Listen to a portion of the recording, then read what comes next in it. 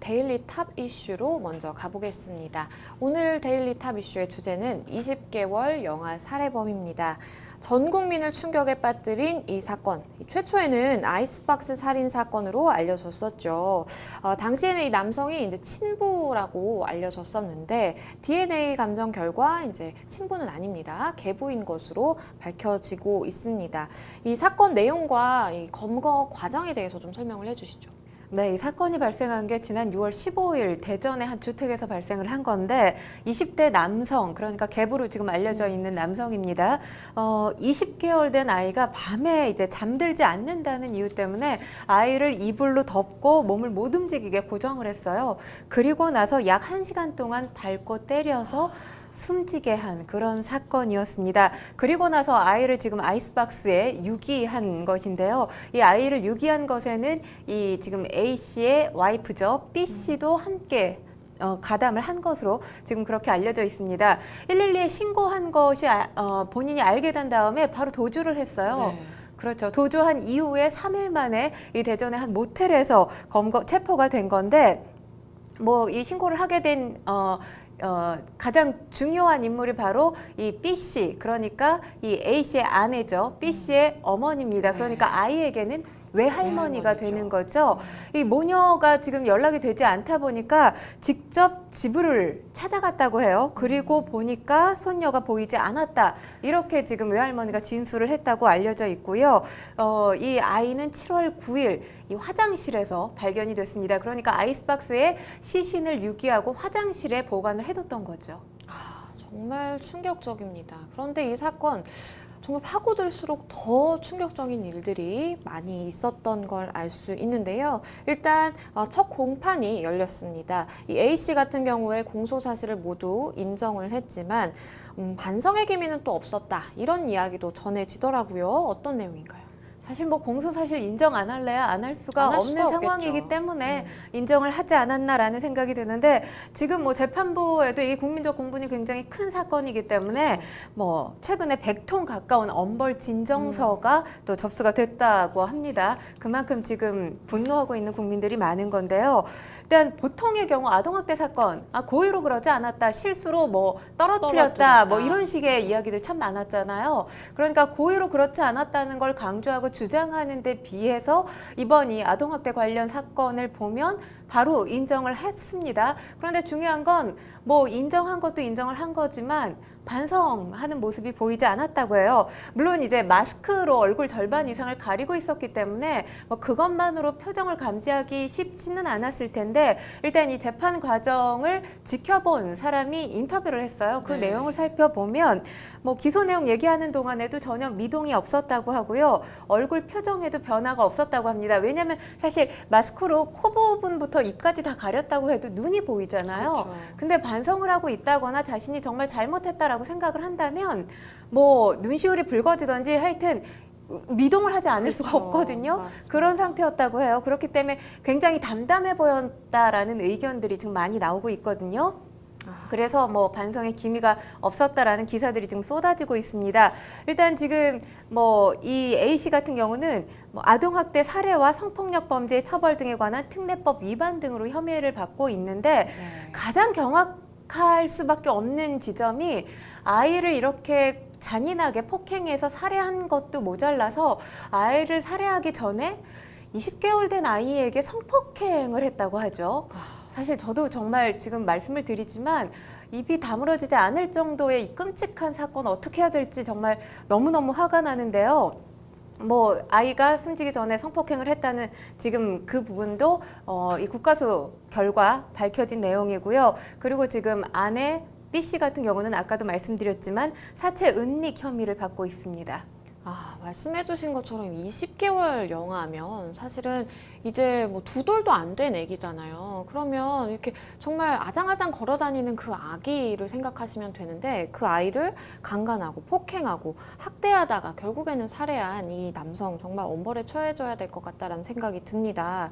그런데 이 A 씨에 대한 이제 장모의 증언이 지금 알려지고 있는데 또 굉장히 충격적이더라고요. 어떤 내용이 있었나요? 한 라디오 인터뷰를 직접 했어요. 그래서 그 인터뷰 내용을 좀 말씀을 드리면, 악마보다 더한 악마다. 이렇게 얘기를 했습니다. 가슴이 찢어지고 피눈물이 나서 살 수가 없다라고 이야기를 했는데 지금 이 A 씨와 이 장모가 주고받은 문자 메시지가 여러 매체를 통해서 그쵸. 공개가 됐어요. 네. 이게 공개가 된 것이 이 참 굉장히 끔찍하죠. 뭐 그 내용을 조금 이따가 말씀을 드릴 텐데 일단 이 지금 장모의 주장에 따르면 인터뷰 내용을 제가 말씀을 드리면 본인이 잠깐 시장 갔다 온 사이에 아이 옆에서 벗고 있었다고 합니다. A 씨가. 그래서 대낮에 지금 뭐 하고 있는 거냐 이렇게 화를 냈더니 알지도 못하고 제대로 보지도 못했으면서 함부로 말하지 말라.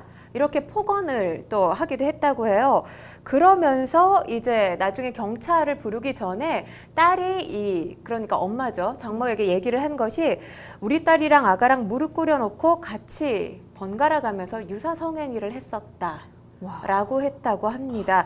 과연 글쎄요, 뭐 이미 뭐 상식과 비상식을 이제 더 이상 얘기할 필요가 없는 인면수시임의 범죄자이기 때문에 뭐 그걸 구별할 필요도 없지만 일단 이 초기에 지금 이 사기 혐의로 교도소 수감을 하다가 출소한 이후에 이 B 씨하고 함께 살았다고 하잖아요. 네. 그런데 초기에는 이 장모 집에서 살았다고 합니다. 그런데 이제 장모가 이런 식으로 야단을 치고 꼬종을 하게 되니까 지인의 집으로 이 거주지를 옮겼다고 해요. 그래서 아이와 또 이 B 씨 그리고 A 씨가 지인의 집에 얹혀 살게 됐다고 합니다.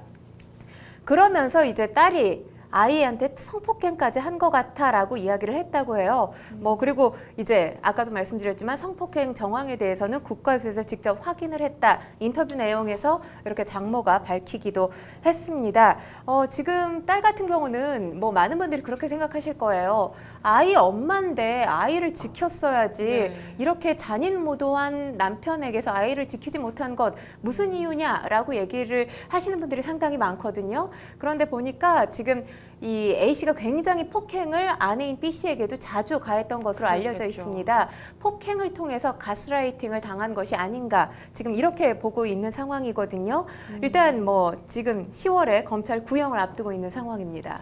아, 정말 이건 믿어지지 않는 사건이네요. 물론 수많은 아동학대 사건들이 있고 굉장히 뭐 잔혹한 아동학대가 발생을 하지만 이건 조금 다른 차원의 문제이기도 한 것 같습니다. 아이를 성적으로 학대를 하는데 그 성적인 학대 수준이 정말 우리가 생각하는 수준을 이제 넘어서는 그런 사건이다 보니까 이거는 정말 이 남성의 심리 상태가 도대체 어떤 상태인지 가늠이 되지 않을 정도라고도 느껴지는데요. 더군다나 이 본인의 장모에게 성행위를 요구하는 문자까지 보내기도 했더라고요. 끔찍하죠. 뭐 이 사람의 끔찍함이 도대체 끝이 어딘지 알 수가 없는 지경인데요. 대한아동학대방지협회에서 이제 지금 A 씨와 장모가 나눈 문자 메시지를 공개를 했어요. 이 문자 메시지 보신 분들은 정말 경악을 금치 그쵸. 못했을 거라는 생각이 드는데 일단 이 딸하고 연락이 끊기면서 A 씨한테 장모가 문자를 보낸 것으로 보입니다. 네. 문자 내용을 말씀을 드리면 엄마는 이해가 정말 안 된다. 그러니까 엄마라고 표현을 할 정도였던 건 이 A 씨를 장모가 엄마처럼 굉장히 그쵸. 그 엄마 같은 마음으로 열어서 이렇게 품어주려고 노력을 했다는 네. 지금 보도도 나오고 있거든요. 잘 돼서 찾아뵌다는 게 무슨 말이냐. 부모 자식은 잘 돼서 보는 게 아니고 잘 안 돼도 보는 거고 아파도 보는 거고 슬퍼도 보는 거고 행복해도 보는 거다. 정말 엄마의 마음으로 사위한테 보낸 문자라는 생각이 들어요. 네. 그런데 이 문자 메시지를 보면 계속 엄마처럼 문자 메시지를 장모가 글쎄 화를 억누르고 보낸 것으로 보이는데 계속해서 이 지금 A 씨 장모에게 함께 이제 성행위를 하고 싶다. 성도착증적인 문자를 보낸 것으로 지금 보도에 따르면 확인이 되고 있는 그런 상황입니다. 그리고 지금 아이 아까 관련해서도 뭐 성폭행을 저질렀다라는 제가 말씀을 드렸는데 아내인 B 씨를 화장실에 가게 하고 그 사이에 아이에게 성폭행을 저질렀다 이런 지금 보도도 나오고 있는 상태입니다. 그렇기 때문에 지금 많은 사람들은 신상 공개해야 된다. 그렇죠. 당연히 그렇게 주장할 수밖에 없는 상황인 거죠. 이 남성, 20대 남성입니다. 그리고 뭐 아내도 있지만 아내 같은 경우에는 이제 이 장모, 그러니까 이 A 씨의 입장에서 봤을 때 장모 입장에서는 이 딸이 조금은 그래도 이렇게 폭행이라든지 협박을 지속적으로 받아오다 보니까 뭐 사리 분별을 할 수 없는 좀 상황이었다라는 점들을 얘기를 하기는 했는데 장모에게 이렇게 본인에게 이렇게 엄마라고까지 칭하면서 이렇게 다가서는 사람에게 어떻게 이렇게 성행위를 요구하는 문자를 뻔뻔하게 보내면서 그것도 이렇게 문맥을 읽으면 전혀 말이 통하지 않는 그런 좀 느낌이 들더라고요. 그렇습니다. 어떻게 이런 요구까지 하게 될 수 있는지 참 이게 이해를 하려고 해도 되지가 않는 상황인 것 같습니다. 성적으로 욕구를 뭔가 제어를 하지 못하는 게 아니냐, 뭐 이런 이야기도 있는 것 같고요. 아니면 심신미약으로 뭔가 좀 감형을 받고자 하는 거 아니냐라는 이야기도 있더라고요. 이 부분에 대해서는 좀 어떻게 보시나요? 심신미약으로 감형받는다는 게 국민들을 가장 화나게 하는 지점이에요. 그쵸. 물론 저는 이제 법적인 차원에서 말씀드리지 않고 제가 뭐 늘 말씀드리지만 정서 차원에서 국민 정서 차원에서 말씀을 드리면 이게 어떻게 심신미약이 되는지, 사실 심신미약이 된다면 정말 납득이 안 되는 지점이고요. 심신미약으로 감형을 받는다면 국민들을 다시금 공분케 하고 더 경악해 할 수밖에 없는 것이 뭐 조두순 사건, 조두순이 출소를 했지만 아직까지도 이 심신미약, 술에 취해서 기억나지 않는다라고 얘기하지 않았습니까? 그리고 재판부에서 이 형 집행한 게 12년형이었어요. 그렇죠. 그리고 올해 출소를 하지 않았습니까? 얼마나 국민적인 공분이 컸습니까? 그게 과연 감형 이유가 되느냐라는 거죠.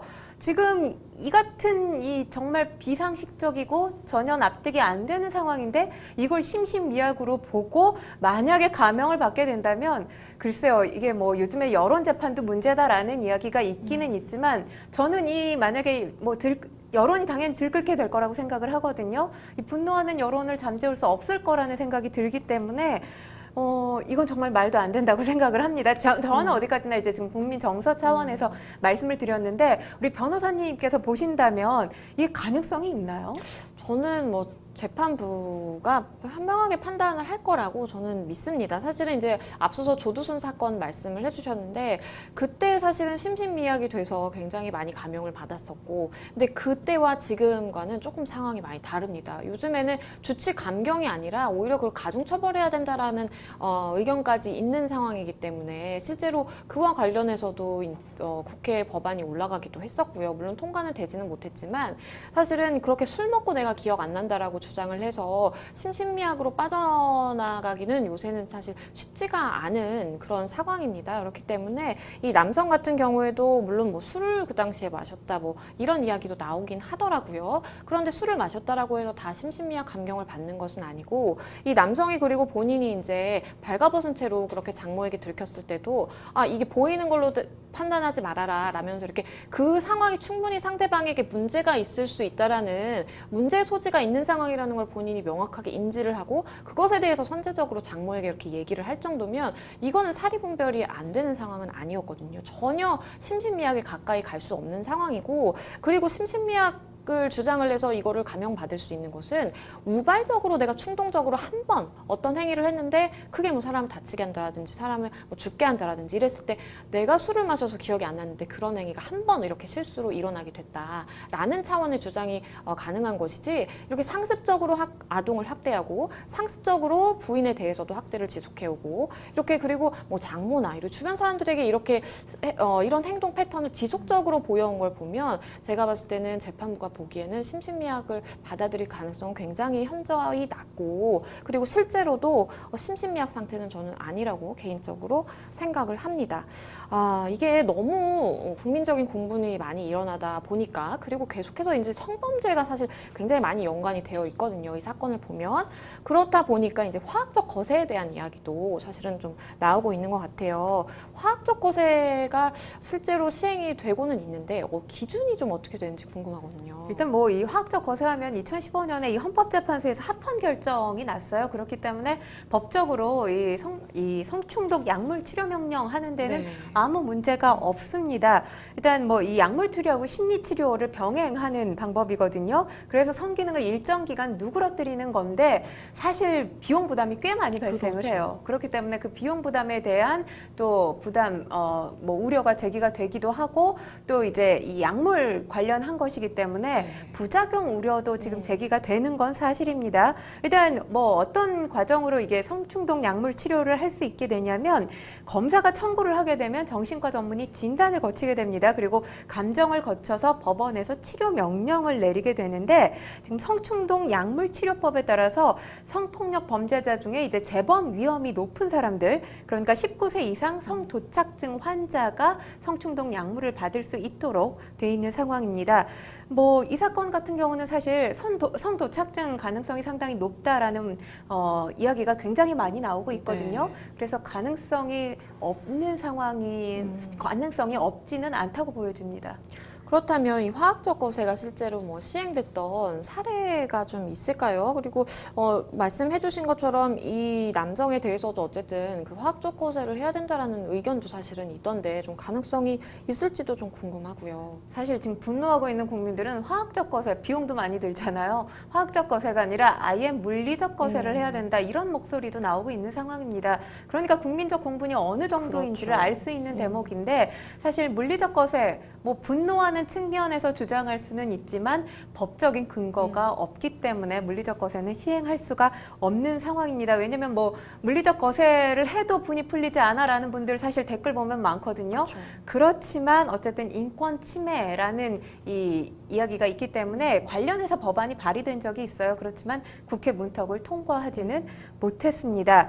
뭐 일단 지금 물리적 거세하는 나라가 아예 없는 건 아니에요. 우리나라에선 실시되지는 않지만 체코나 미국 일부주 정도에서는 실시가 되고 본인 동의를 근데 해야 됩니다. 근데 글쎄요, 과연 본인이 정말 반성해서 물리적 거세 하겠습니다라고 하는 사람이 있을까라는 의구심은 드는데 뭐 독일이나 덴마크 같은 경우는 물리적 거세 하다가 이제 물리적 거세는 하지 않고 지금 화학적 거세를 하고 있는 상황인데 지금 우리나라 같은 경우는 지금 뭐 지난해까지 49명에게 화학적 거세를 했습니다.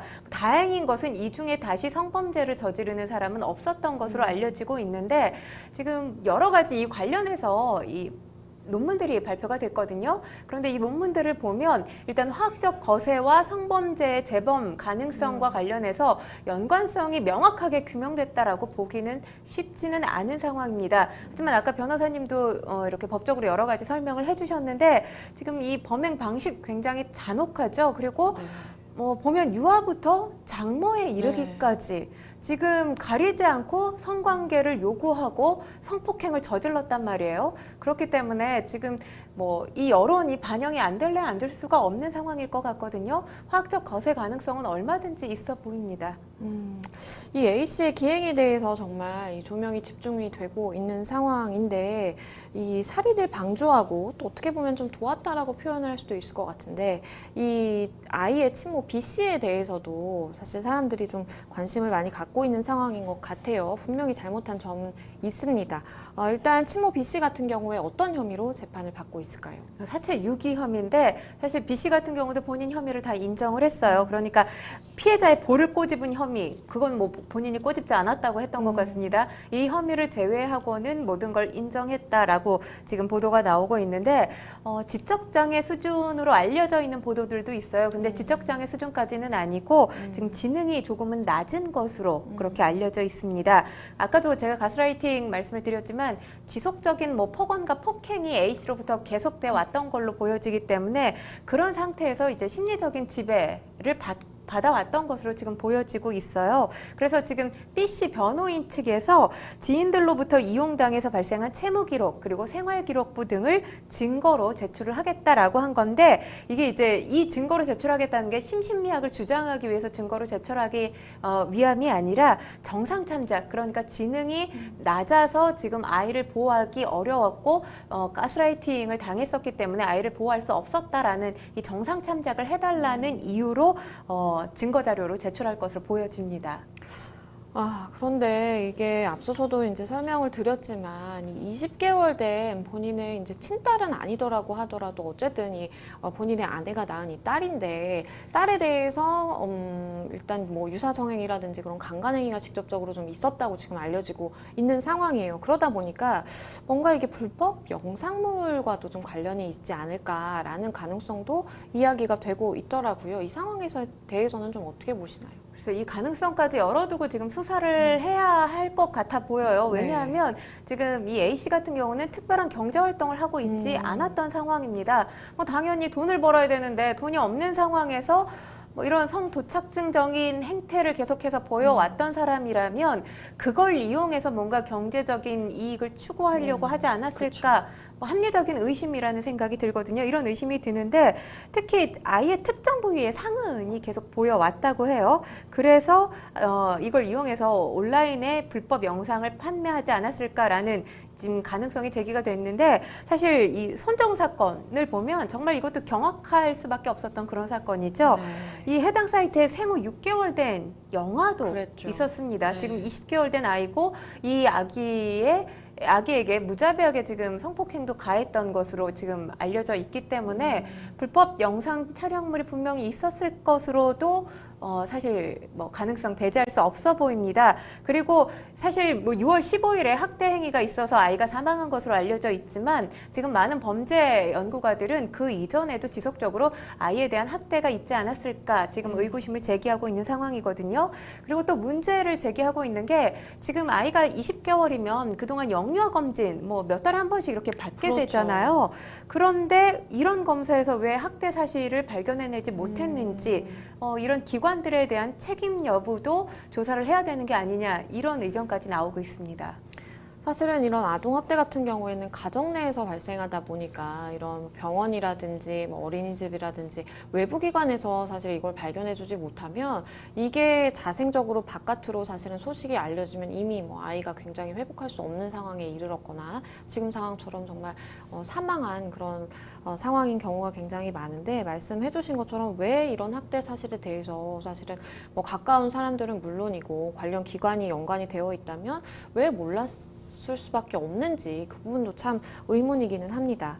이번 사건 워낙 충격적이다 보니까 사실은 이 연예인들은 물론이고 정치권에서도 계속해서 정말 발언이 나오고 있는 상황인데요. 이 내용도 좀 함께 살펴주시죠. 국민의힘 홍준표 의원 계속해서 이제 사형제를 다시 부활시키겠다. 왜냐하면 사형제가 있긴 있습니다. 네. 근데 부활시키겠다라고 얘기를 한 건 사형제가 있으나 마나한 제도인 게 지금 실행되고 있지 않은 제도잖아요. 그렇죠. 그렇기 때문에 계속해서 사형제, 특히나 흉악범죄에 대해서는 사형제 실시해야 된다라는 목소리를 높여왔던 정치인 가운데 하나인데 이번 사건과 관련해서도 대통령이 되면 반드시 이런 사람 사형시키겠다라고 이야기를 했습니다. 그리고 또 유승민 전 의원 같은 경우도 범인에게 법정 최고형을 요구한다. 법정 최고형은 사형이잖아요. 그렇죠.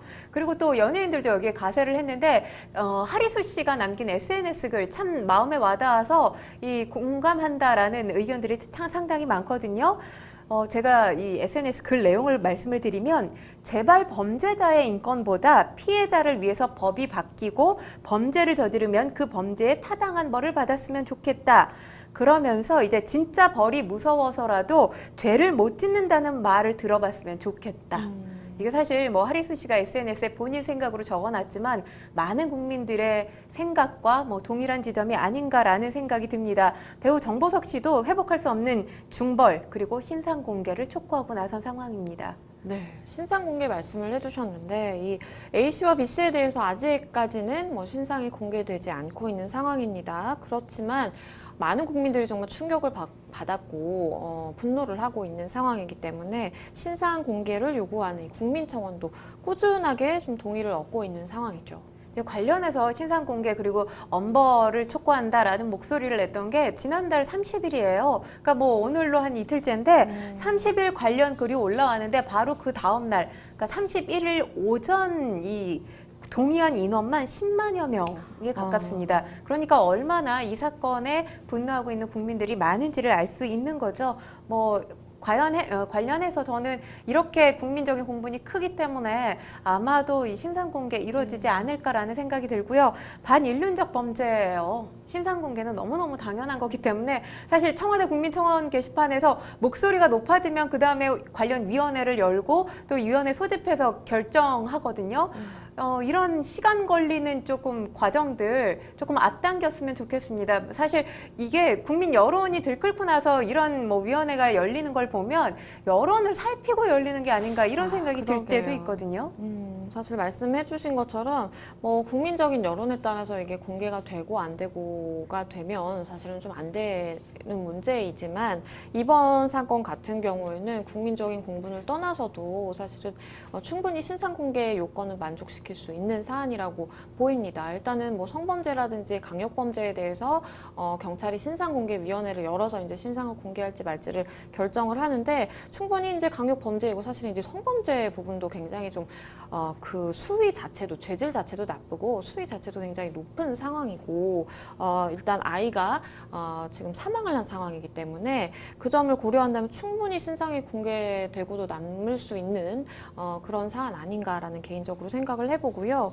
이 두 사람에 대한 사실 엄벌 요구도 꾸준히 이어지고 있는 상황입니다. 그러면서 이제 이야기가 나오는 것이 앞서서 평론가님께서도 말씀을 해주셨지만 이거는 정말 최고형을 선고를 해야 된다라는 이야기. 결국 이제 사형 선고를 해야 되고 거기에 이제 더 이어져서 논의가 되고 있는 부분이 이거 사형 집행해야 되는 거 아니냐라는 이야기도 나오고 있습니다. 그러다 보니까 사형제도 사실은 우리가 지금 뭐 전혀 집행을 하고 있지 않은 그런 제도인데 다시금 뭐 도마 위에 올랐다라고 볼 수가 있을 것 같아요. 좀 어떻게 보시나요? 저희가 이 시간에도 사형제도와 관련된 이야기 나눈 적이 있지만 사실 이 사형제도 폐지해야 된다라는 이 의견 중에 하나가 오판 가능성을 얘기를 해요. 그쵸. 물론 오판 가능성이 있는 경우 있죠. 하지만 지금 이 같은 경우에는 본인이 다 인정을 했어요. 인정을 했기 때문에 오판 가능성이 있을래야 있을 수가 없죠. 뭐 흉악범죄라든지 이런 반인륜적인 범죄는 너무나 명확한 범죄예요. 그러니까 이 범죄자들이 저는 범죄를 저지르지 않았습니다라고 주장할 수 있는 아무 근거가 없을 만큼 아주 100% 명확하게 인정할 수밖에 없는 상황에 있기 때문에 본인들이 인정을 하는 거거든요. 그렇죠. 그렇다면 오판 가능성이 없는 흉악범죄에 대해서 오판 가능성이 없는 반인륜적인 범죄에 대해서는 사형제도를 있으나 마나한 실효성 없는 제도로 놔둘 것이 아니라 저는 있는 제도잖아요. 그렇다면 실행해야 되는 것이 맞다고 생각합니다. 그것이 지금 사회적 안전망 구축, 이 사실 우리나라가 그래도 다른 나라에 비해서 안전망이 잘 구축돼 있다고는 하지만 흉악범죄가 계속해서 증가하고 있는 상황이에요. 여기에서 되게 굉장히 두려움에 떠는 국민들도 있기 때문에 사회 안전망 구축을 위해서라도 저는 사형제도 집행이 돼야 된다고 생각을 하고요. 그리고 가장 중요한 건 지금 인권단체들이 반대를 하는 이유는 이 모든 사람에게는 인권이 부여돼 있다. 그렇기 때문에 그걸 사람이 좌지우지할 수는 없다. 해서는 안 된다라는 게 주장의 뭐 관건이잖아요. 그러니까 요지잖아요. 그렇게 본다면 사실 저는 반론을 제기하고 싶은 게 지난 시간에도 말씀을 드린 적이 있지만 한 사람의 생명을 무참히 짓밟았어요. 한 사람의 인권을 무참히 짓밟은 사람의 인권을 보호해야 되느냐?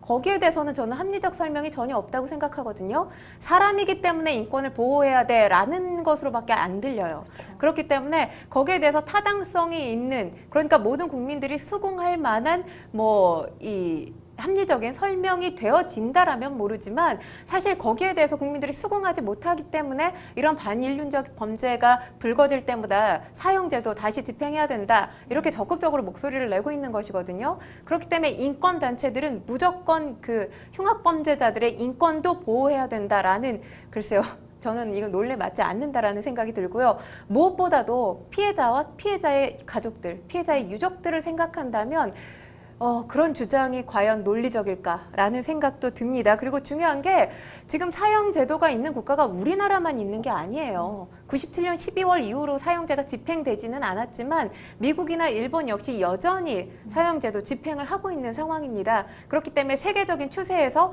많이 사형제도를 집행하는 국가가 없기 때문에 우리도 사형제 폐지의 수순을 밟아야 된다 이렇게 주장을 하고 있는데 지금 흉악범죄의 어떤 범죄 그 가능성, 과거에 비할 수 없을 만큼 끔찍하거든요.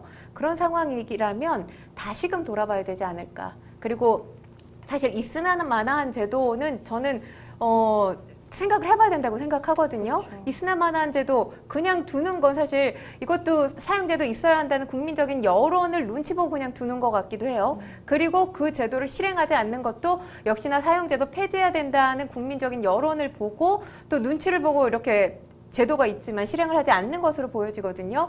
눈치 볼 게 아니라 지금 범죄 정도, 심각성을 파악해서 이 제도, 실효성 있는 제도로 만들었으면 좋겠습니다.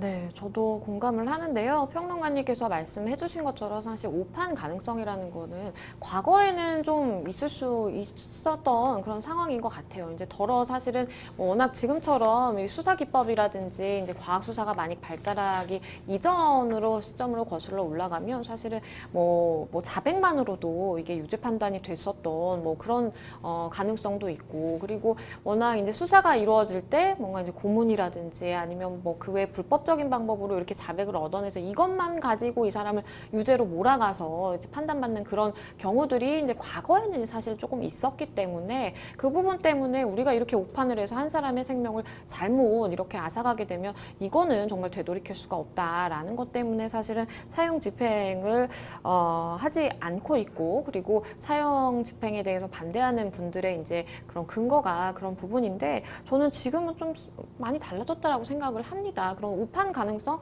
거의 저는 없다라고 생각을 하고요. 물론 오판의 가능성이 조금이라도 있는 사건에 대해서는 사형이 선고되더라도 집행되는 것은 뒤로 미뤄야 될 필요가 있겠죠. 하지만 그거는 사건 하나하나마다 개별적으로 분석해서 우리가 충분히 뭐 집행을 하든 안 하든 이건 결정을 할 수 있는 문제라고 저는 생각을 하기 때문에 국민적으로 사실 이렇게 사형을 집행해야 된다라는 이야기까지 나올 정도면 얼마나 이 범행 그 자체가 극악무도하고 정말 우리 일반 사람의 생각을 이 상식을 정말 벗어나는 그런 행동들이 있었으면 이렇게 사람들이 많이 이렇게 분노를 하고 있는 상황인 것 같아요. 그렇기 때문에 제가 생각했을 때는 평론가님 말씀해 주신 것처럼 그런 사형 제도를 왜 남겨놓고 우리가 있는 것인지, 왜 남겨놓고서는 집행을 안 하고 있는 것인지, 그 부분에 대해서 조금 다시 좀 생각을 해보는 계기가 좀 됐으면 좋겠습니다.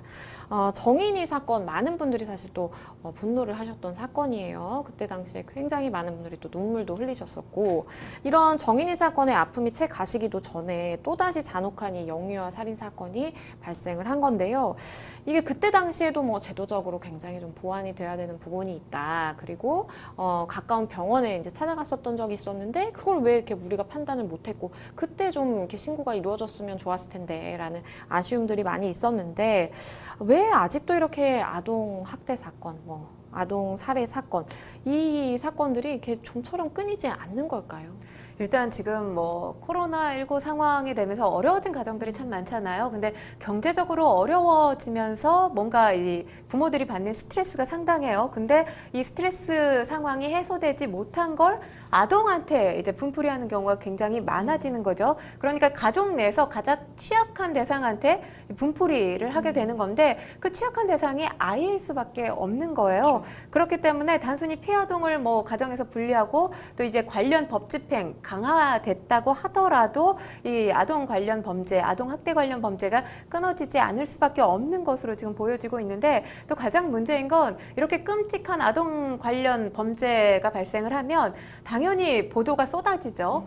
근데 관련해서 영상이나 사진이 보여질 경우 그게 굉장히 사실이기는 하지만 좀 자극적인 것도 또 사실입니다. 그렇기 때문에 그런 영상, 사진이 자극적으로 한 차례 굉장히 많이 쏟아진 이후에 관련해서 또 정치권에서 막 법안들 내잖아요. 근데 이 법안들이 관련해서 내는 걸 보면 물론 그 가운데서 실효성 있는 법안으로 인해서 이제 관련 처벌이 올라가기도 하지만 고민 없이 낼 때가 많아요. 국민적 공분이 높아지니까 관련 법안들을 며칠 새에 만들어서 정치권에서 막 쏟아냅니다. 그렇기 때문에 이렇게 대중분노의 주먹구구식으로 만들어진 법안이나 정책들이 그다지 실효성이 없다는 거죠. 그렇고 지금 사실 분노인 상황일 때 이런 법안들, 정책들이 막 쏟아져서 관심을 갖다가 이게 또 관련 이 사건들이 뭐 보도되지 않을 경우에는 굉장히 사회적으로 관심을 갖지 않게 그렇죠. 돼요. 그러니까 사회적으로 관심을 가졌다, 관심을 갖지 않았다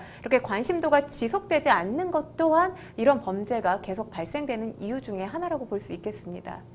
이게 말씀을 해주셨지만 이제 코로나로 인해서 우리가 집안에 머무는 시간이 더 늘어나게 되면서 가정폭력이라든지 아니면 아동학대 같은 사건이 이제 늘어난다라는 또 의견도 많더라고요.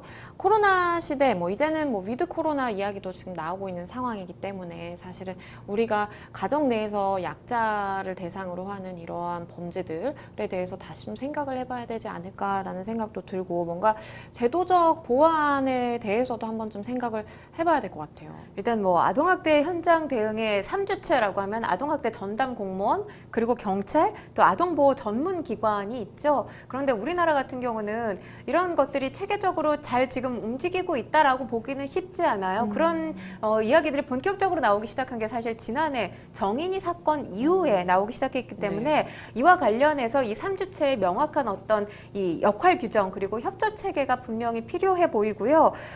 그리고 이제 지금 예산 확보와 관련된 문제 한번 짚어볼까 하는데요. 지금 아동학대 체계 대응 인력 또 인프라 확충이 시급하다는 얘기가 나오고 있거든요. 왜냐하면 지난 5년 사이에 아동학대 신고 건수가 2015년에 19,200여 건이었어요. 그런데 2019년에 41,389건. 거의 뭐 2배 이상 증가한 수치죠. 그러네요. 그런데 아동보호 전문기관이 증가한 수치를 보면 이에 따라가지 못하고 있습니다. 2015년에 56개소 아동보호 전문기관이 있었는데 2021년 현재 71개소밖에 없어요. 그러니까 그 사이에 뭐 한 15개 정도밖에 늘지 않았다는 거거든요.